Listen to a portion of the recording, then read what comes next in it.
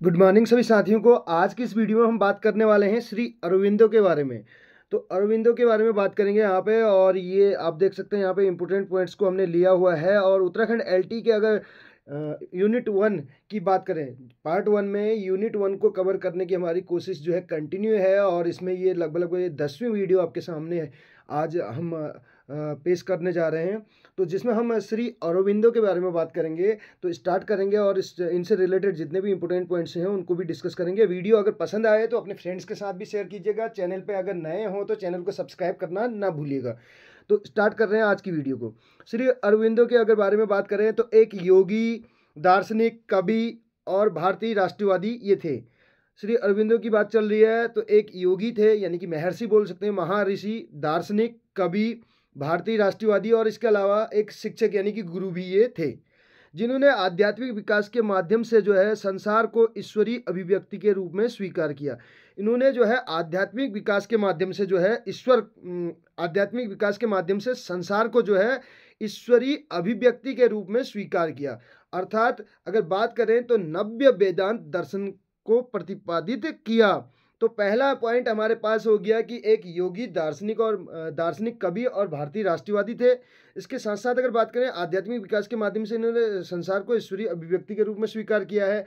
और तीसरे पॉइंट की बात करें तो नव्य वेदांत दर्शन का इन्होंने प्रतिपादन किया है।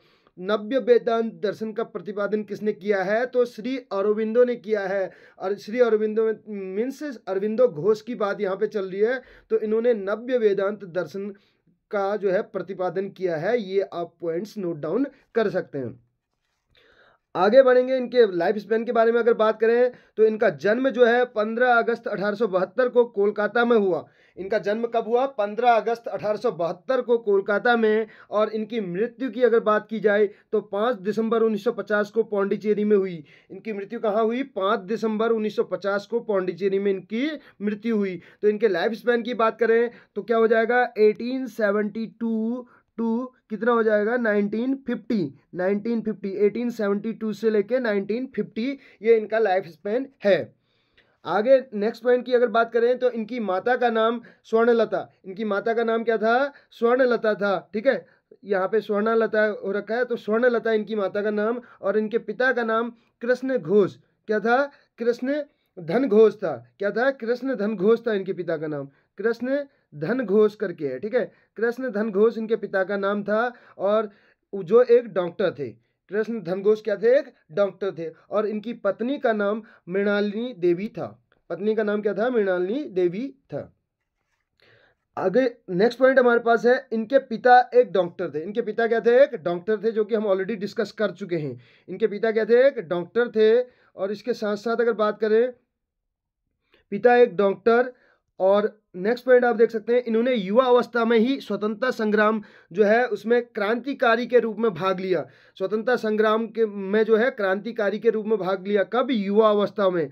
और उसके बाद ये क्या बन गए? एक योगी बन गए। क्या बन गए? एक योगी बन गए। स्वतंत्रता संग्राम में तो इन्होंने भाग लिया ही एक क्रांतिकारी के रूप में युवा अवस्था में, उसके बाद एक ये योगी बन गए। और नेक्स्ट पॉइंट की अगर बात करें तो इन्होंने पौंडीचेरी में एक आश्रम स्थापित किया। इन्होंने पौंडीचेरी यानी कि जिसको पुद्दुचेरी भी कहा जाता है, में एक आश्रम की स्थापना की, जिसको किस आश्रम के नाम से जाना जाता है? श्री अरविंद आश्रम के नाम से जाना जाता है। जिसको अभी भी किस नाम से जाना जाता है? श्री अरविंद आश्रम के नाम से जाना जाता है, जो कि कहाँ पे स्थित है? पुडुचेरी यानी कि पुद्दुचेरी में स्थित है, जिसको पौंडीचेरी कहा जाता है। ठीक है, इसकी स्थापना महर्षि अरविंदो द्वारा 24 नवंबर 1926 को सिद्धि दिवस के दिन की गई। कब की गई इसकी स्थापना? 24 नवंबर 1926 को सिद्धि दिवस के दिन की गई। पौंडीचेरी में इन्होंने एक आश्रम की स्थापना की, जिसका जो किस नाम से जाना जाता है? महर्षि अरविंद नाम से ही जाना जाता है। इन्होंने वेद, उपनिषद आदि पर अपने लेख लिखे। अब बात करें आगे तो इन्होंने वेद, उपनिषद आदि ग्रंथों पर जो है अपने लेख लिखे। इनका पूरे विश्व में दर्शन शास्त्र पर बहुत प्रभाव रहा। इनकी साधना पद्धति के अनुयायी सभी देशों में पाए जाते हैं। इनके जो साधना पद्धति थी, जो योग साधना, ये एक तपस्वी के रूप में थे। इसके अनुयायी, इसके फॉलोअर्स जो हैं सभी देशों में पाए जाते हैं। नेक्स्ट अगर बात करें अगले पॉइंट की तो इनके प्रमुख शिष्य जो है चंपकलाल। इनके प्रमुख शिष्य कौन थे? चंपकलाल, इंद्रसेन, नलिनी कांत गुप्त आदि हैं।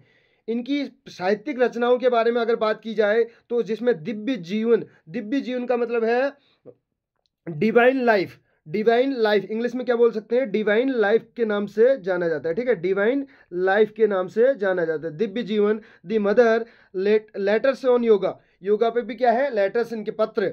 सावित्री तो इनका फेमस वर्क है, जो कि अगर बात करें पोस्ट ग्रेजुएशन में भी इंग्लिश में ये देखने को मिलता है, सावित्री करके। योग समन्वय, फ्यूचर पोएट्री यानी कि भविष्य पे जो है कविताएं, इन्होंने पद्य लिखा हुआ है। यौगिक साधना, वंदे मातरम, कारा काहिनी जिसको जेल कथा के नाम से भी जाना जाता है, ईशोपनिषद, गीता प्रबंध, वेद रहस्य आदि शामिल हैं। इनकी साहित्यिक रचनाओं को आप जो है नोट डाउन कर सकते हैं, जिनमें दिव्य जीवन जो बहुत जरूरी है, सावित्री, और letters on yoga, future poetry, योग समन्वय, वंदे मातरम, कारा काहिनी, ईशोपनिषद, गीता प्रबंध और वेद रहस्य आदि इनमें शामिल है। मेन वर्क्स को इसमें शामिल किया गया है। आगे बात करें तो अरविंद के अनुसार दर्शन क्या है, अरविंदो घोष के अनुसार अगर बात करें तो दर्शन क्या है इनके अनुसार, इस बारे में थोड़ा सा बात कर लेते हैं, ठीक है। इनके अनुसार जो है दर्शन का लक्ष्य उदात्त सत्य का ज्ञान, उदात्त सत्य का ज्ञान means realization of the sublime truth. उदात्त सत्य का ज्ञान, रियलाइजेशन यानी कि आभास होना कि सबलाइम ट्रूथ का, जो समग्र जीवन दृष्टि, यानी कि समग्र जीवन दृष्टि का मतलब क्या है, इंटीग्रल व्यू ऑफ लाइफ द्वारा प्राप्त होता है। पूरे समग्र जीवन के दौरान जितने भी अनुभव प्राप्त होते हैं, कहने का मतलब उनके द्वारा जो रियलाइजेशन होता है सबलाइम ट्रूथ का, वही इनके अनुसार क्या है, दर्शन है। अगर दर्शन की बात करें, दर्शन शास्त्र क्या कहता है, दर्शन शास्त्र का उद्देश्य होता है, उद्देश्य केवल तर्क देना नहीं होता है, बल्कि उन चीज़ों के पीछे जो रहस्य छिपा होता है उनको जानना भी होता है। दर्शन शास्त्र केवल ये काम नहीं करता कि सिर्फ किसी चीज़ के बारे में तर्क दे, बल्कि उन चीज़ों के पीछे जो रहस्य छिपा हुआ है, गूढ़ रहस्य जो है, उसको जानना भी दर्शन शास्त्र का जो है मुख्य उद्देश्य होता है। आगे बात करेंगे इनकी प्रारंभिक शिक्षा कहाँ पे हुई। इनकी प्रारंभिक शिक्षा जो है बात करें तो इनके पिता डॉक्टर कृष्णधन घोष इन्हें उच्च शिक्षा दिलाकर सरकारी पद दिलाना चाहते थे। इनके पिता जो हैं डॉक्टर कृष्णधन घोष जो थे, वो इन्हें उच्च शिक्षा दिलाकर उच्च सरकारी पद दिलाना चाहते थे। इसीलिए इनको 7 वर्ष की उम्र में कहाँ भेज दिया गया, इंग्लैंड भेज दिया गया। और 18 वर्ष की उम्र में ही इन्होंने ICS की परीक्षा पास कर ली। किस चीज़ की परीक्षा पास कर ली, ICS की परीक्षा पास कर ली। और इसके साथ ही अगर बात करें, इन्होंने इंग्लिश, जर्मन, फ्रेंच, ग्रीक और इटालियन भाषाओं में निपुणता प्राप्त की। यानी कि इन्होंने किन भाषाओं का ज्ञान प्राप्त कर लिया, अच्छा खासा ज्ञान इनको हो गया, जिसमें इंग्लिश, जर्मन, फ्रेंच, ग्रीक और इटालियन भाषाएं सम्मिलित थी। नेक्स्ट पॉइंट की अगर बात करें तो अरबिंदो के अनुसार शिक्षा क्या है, शिक्षा के बारे में इनके क्या विचार थे। ये कहते हैं शिक्षा जो है अव्यक्त क्षमताओं को सामने लाने, अव्यक्त क्षमताएं जो है उनको सामने लाने और उनका पोषण करने के अलावा कुछ नहीं है। ये कहते हैं शिक्षा सिर्फ जो अव्यक्त क्षमताएं हमारे अंदर हैं उनको सामने लाना है और उनका पोषण करने के अलावा कुछ नहीं है। स्वयं को स्वयं के साथ एकीकृत करना, यानी कि खुद को जान पाना, अपने साथ जोड़ पाना, और व्यक्ति को समाज के साथ जोड़ना, देश मानवता के साथ सामंजस्यपूर्ण जो है जीवन जीना और स्वयं को एक संपूर्ण प्राणी और अभिन्न मानव बनाना ही इनके अनुसार शिक्षा है। शिक्षा का मेन उद्देश्य इन्होंने क्या बताया, जितनी भी अव्यक्त क्षमताएं हैं उनको सामने लाना और उनका पोषण करने के अलावा कुछ नहीं है। इसके साथ साथ स्वयं को स्वयं के साथ एकीकृत करना, व्यक्ति को समाज, देश, मानवता के साथ सामंजस्यपूर्ण जीवन जीने और स्वयं को एक संपूर्ण प्राणी और अभिन्न मानव बनाना इन्होंने शिक्षा का मेन उद्देश्य माना। आगे अगर कुछ पॉइंट्स की बात कर लें जो इनसे रिलेटेड कुछ इंपॉर्टेंट और पॉइंट्स हैं, जिनमें इनको रोमन लैंड ने इन्हें भारतीय विचारकों के राजकुमार के रूप में कहा। भारतीय विचारक, जितने भी भारतीय विचारक हैं उनमें इनको क्या कहा गया, राजकुमार की संज्ञा दी गई। जितने भी भारतीय विचारक हैं उनमें से इनको क्या कहा गया, प्रिंस कहा गया, ठीक है, राजकुमार की संज्ञा दी। अगले पॉइंट की बात करें तो आर दास ने अरविंद को देशभक्ति का कवि, ये पॉइंट आप नोट डाउन कर सकते हैं, बहुत जरूरी है।